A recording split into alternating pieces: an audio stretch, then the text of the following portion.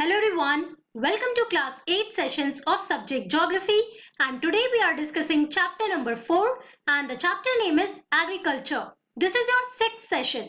तो बच्चों हम लोग क्लास 8 का सब्जेक्ट ज्योग्राफी डिस्कस कर रहे हैं और इसमें हम लोग चैप्टर नंबर 4 डिस्कस कर रहे हैं. चैप्टर का नाम है एग्रीकल्चर और ये आपका 6th सेशन है. So let's start with it. तो बच्चों एक बार ब्रीफ रिकैप कर लेते हैं कि लास्ट क्लास में हम लोगों ने क्या क्या कंप्लीट कर लिया था and after that we will continue with our discussion. Okay, so now last class we were talking about commercial farming. तो एक तरफ आप लोगों ने subsistence farming के बारे में पढ़ लिया है, अब हम लोग commercial farming के बारे में पढ़ रहे थे और हम लोगों ने ये देखा that commercial farming is basically the farming or the growing of crops for commercial purpose, that is to sell in the market, right? और मैंने आपको basic difference बताया between the subsistence farming and commercial farming कि एक तरफ हम लोगों ने क्या देखा था बच्चों कि subsistence farming it is practiced in the area or it is done by the farmer to meet the family's need, right? कि एक farmer अपने एक small plot of land में cultivate करता है crops को so that he can meet the needs of his own family, right? तो उसको एक small scale पे किया जाता है and it is done in the thickly populated area. Okay और अगर हम लोग बात करें कमर्शियल फार्मिंग की बच्चों so it is done on a large scale and a large amount of capital is required for commercial farming. Okay क्योंकि हम लोग अगर कमर्शियल फार्मिंग की बात करते हैं सो ऑल द इसमें जो फार्मिंग होता है बच्चों that is done mostly by the machines. तो बड़े बड़े मशीन्स यूज किए जाते हैं so that the crop that is grown उसका क्वालिटी काफी अच्छा हो. Okay and also it is done on a very fertile land. Okay because it is done for selling purpose, right? So इसमें हम लोगों ने देखा that commercial farming it includes commercial grain farming, mixed farming and plantations. Okay so हम लोग discuss कर रहे थे कमर्शियल ग्रेन फार्मिंग के बारे में. तो कमर्शियल ग्रेन फार्मिंग जो होता है बच्चों उसमें बेसिकली कौन से ग्रेन्स ग्रो किए जाते हैं that is sold in the market and wheat and maize are the common commercial grains. Okay, उसके अलावा हम लोगों ने देखा कि commercial grain farming it is done in the temperate grassland regions of USA, Europe and Asia. Right और हम लोगों ने ये भी पढ़ा था कि इसमें कैपिटल या लेबर जो है बहुत ज्यादा रिक्वायर्ड होता है, राइट? फिर हम लोगों ने डिस्कस किया मिक्स्ड फार्मिंग के बारे में. मिक्स्ड फार्मिंग में हम लोग क्या देखा बच्चों so it is done basically जो मिक्स फार्मिंग होता है वो लैंड पे किया जाता है दैट इज कल्टिवेटेड जहां पे जो क्रॉप्स होते हैं बच्चों that are grown for the food purpose. Okay, apart from that fodder crops are also grown and also the livestock they are reared, right? तो मैंने आपको पिक्चर्स के थ्रू दिखाया कि एक बड़े लार्ज फार्म में क्या होता है कि एक तरफ क्रॉप्स ग्रो किए जाते हैं चाहे वो फूड फॉर सेलिंग पर्पस या फिर फॉडर क्रॉप्स ग्रो किए जाते हैं and also the livestock they are reared for different purposes, right? कि उससे डिफरेंट प्रोडक्ट्स मिल सकते हैं चाहे वो डेयरी प्रोडक्ट्स हो, वूल हो या हाइट्स हो. ओके जो हम लोगों ने नोमैडिक हर्डिंग में भी पढ़ा था, है ना? तो ये सारे इंपॉर्टेंट पॉइंट्स हम लोगों ने अपने लास्ट क्लास में डिस्कस किया था.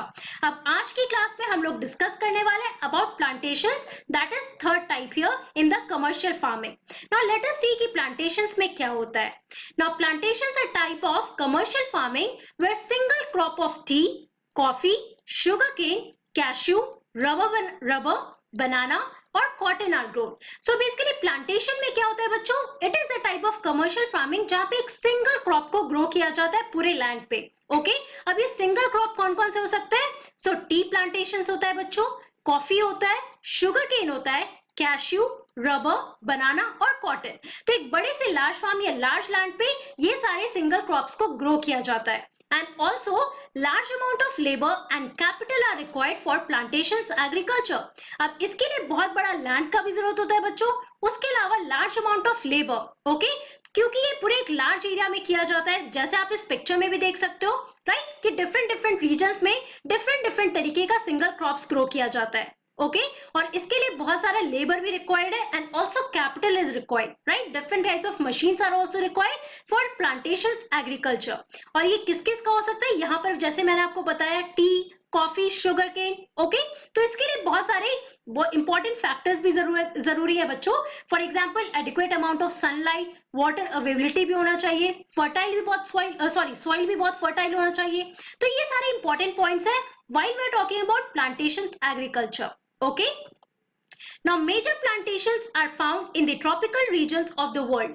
अगर हम लोग major plantations की बात करें कि कहाँ पे ऐसे single crops grow किए जाते हैं so they are basically found in the tropical regions of the world. Okay, और हम लोग tropical regions किसको कहते हैं ऑब्वियसली ट्रॉपिक ऑफ कैंसर के बारे में आप लोगों ने पढ़ा है ज्योग्राफी, है ना। तो जो जो रीजन से आप देखो कि ये ट्रॉपिकल रीजन में, यहाँ पे आप देख सकते हो जो ये ट्रॉपिकल रीजन में आपको ये एरियाज ये दिख रहे हैं बच्चों।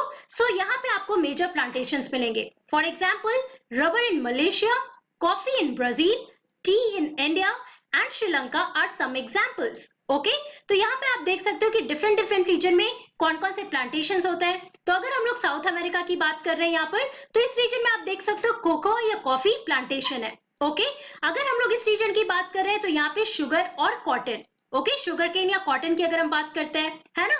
उसके अलावा मेक्सिको का ये रीजन जो आप देख रहे हो, या आप वर्ल्ड मैप पे भी देख सकते हो बच्चों, ये यहाँ पे आप देखो कि शुगर केन का प्लांटेशन है। ओके, अगर हम इंडिया की बात करें स्पेसिफिकली, तो यहाँ पे आप देखो कि नॉर्थ ईस्टर्न रीजन में या सर्दर्न पार्ट में टी प्लांटेशन होता है। ओके, अगर हम श्रीलंका की बात कर रहे हैं तो यहाँ पे आप टी प्लांटेशन देख सकते हो। ओके, अगर हम लोग मलेशिया की बात कर रहे हैं तो वहां पे रबर का प्लांटेशन होता है। यहाँ पे आप देख सकते हो कॉफी का प्लांटेशन होता है। तो आपको यहाँ पे याद क्या रखना है कि जो भी ट्रॉपिकल रीजन में ये सारे एरियाज है बच्चों, यहाँ पे plantations, major plantations they are found in these regions. और यहाँ पे आप बेसिक एग्जांपल्स याद रखो कि प्लांटेशंस की अगर हम बात कर रहे हैं तो कौन कौन से इंपॉर्टेंट क्रॉप्स है, तो rubber, T, coffee, these are some of the common examples that you can see that or you can find in these tropical regions कि यहाँ पे ये सारे plantations आपको मिलेंगे ही मिलेंगे। Okay, so these are some of the important points that you have to remember about plantation agriculture.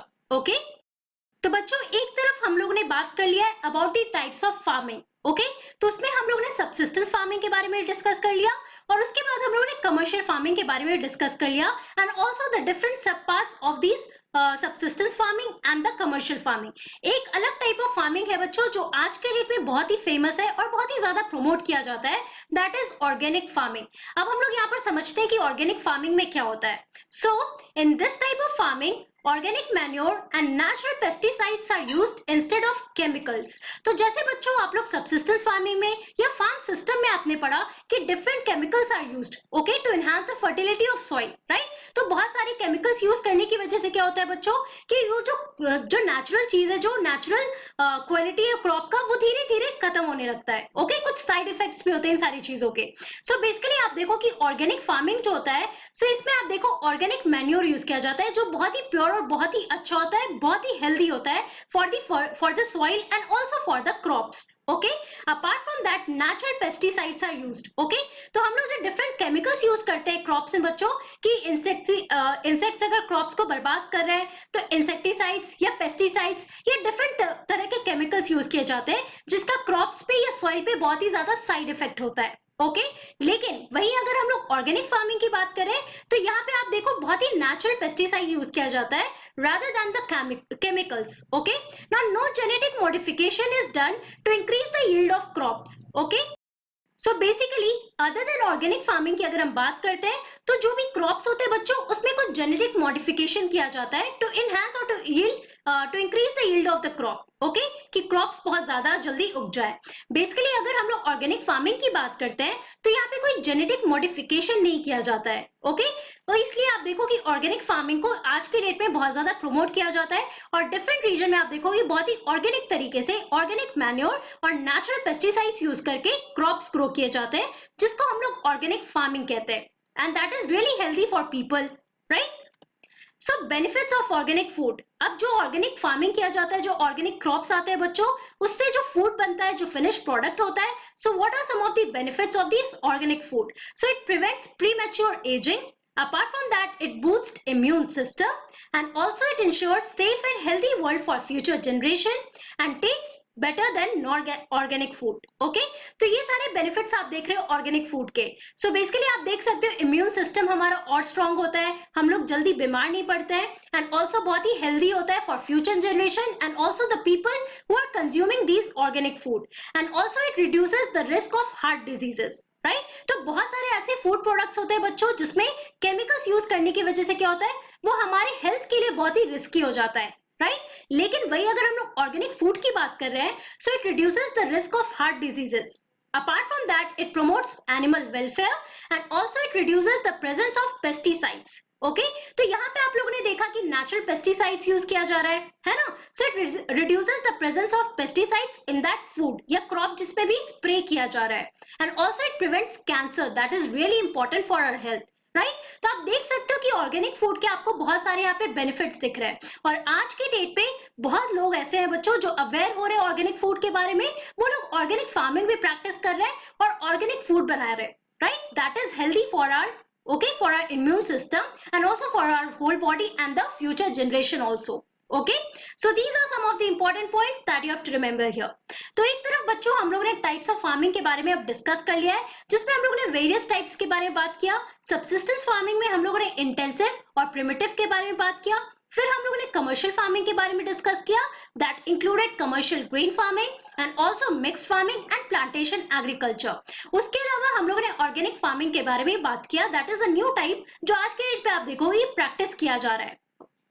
Now let us talk about some of the major crops कि what are some of the major crops that are grown. Okay, agriculture में अगर हम बात करते हैं तो हम लोग crops की भी बात कर रहे हैं, है ना. तो कौन कौन से major crops हैं हमारे country में या all over the world that are grown in different places.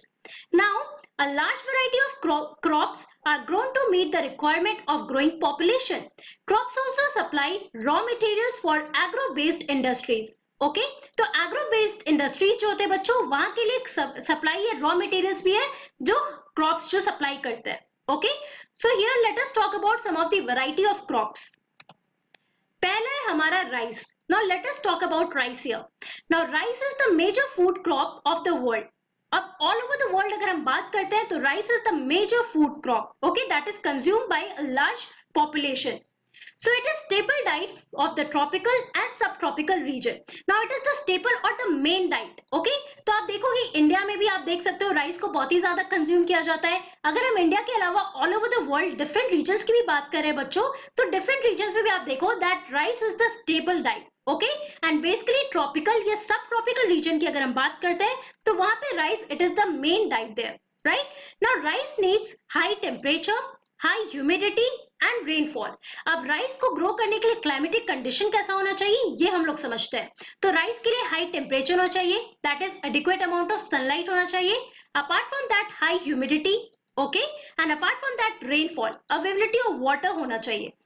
Also it grows best in alluvial clay soil which can retain water. अब कौन से सॉइल में राइस सबसे अच्छे से ग्रो कर सकता है? So it is done in the alluvial clay soil and why? Because it can retain water. तो आप देख सकते हो कि जो alluvial clay soil होता है बच्चों that can retain water, that has the capacity of holding water. इसीलिए उन सारे सॉइल्स में या जिस रीजन में ऐसे सॉइल मिलते हैं that is alluvial clay soil, वहां पे राइस अच्छे से ग्रो हो सकता है. ओके यहाँ पे आप जैसे इस पिक्चर में देख सकते हो, यहाँ पे आप देखो rice is grown here in this region where there is availability of water. Okay apart from that this is the picture of the rice crop. Right तो बच्चों आज की क्लास में हम लोगों ने क्या पढ़ा? In today's class we discussed about the plantation agriculture and we also talked about organic farming. Plantation agriculture में आपने देखा that in this type of agriculture a single crop is grown that can be of tea, coffee, sugarcane, rubber and all and so on. Right? जो हम लोगों ने map में भी discuss किया कि ट्रॉपिकल रीजन में आप देखोगे कि डिफरेंट रीजन में डिफरेंट प्लांटेशंस है. राइट उसके बाद हम लोगों ने ऑर्गेनिक फार्मिंग के बारे में बात किया.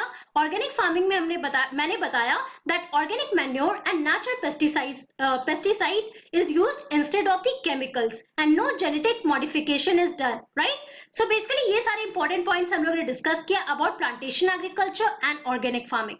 फिर हम लोगों ने डिस्कस किया मेजर क्रॉप्स के बारे में जिसमें हम लोगों ने शुरुआत किया राइस से, that is the staple diet in the world. और अगर हम लोग ट्रॉपिकल और सब ट्रॉपिकल रीजन्स की बात करते हैं so rice is the main food there. Okay so यहाँ पर हम लोग राइस के बारे में डिस्कस कर रहे हैं. नेक्स्ट क्लास में we are going to continue this discussion of rice और उसके अलावा और कौन कौन से मेजर क्रॉप्स हैं उसके बारे में हम लोग डिस्कस करेंगे. Okay so that's all for today. Thank you very much. Have a nice day.